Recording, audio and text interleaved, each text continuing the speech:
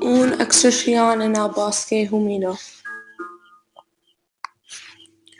Mis amigas y yo hacemos las maletas con el saco de dormir.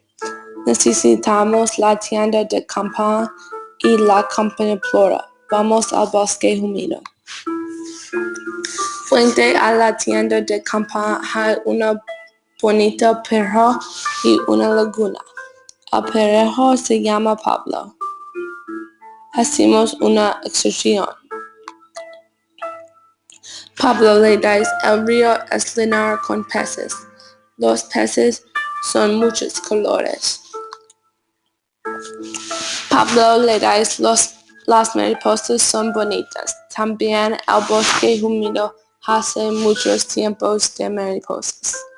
Las flores de muchos colores son cerca de las mariposas. Navegamos por el río. Nosotros nos divertimos. Pablo le dice a su amiga, el bosque húmedo tiene lagunas de agua dulce y serpientes.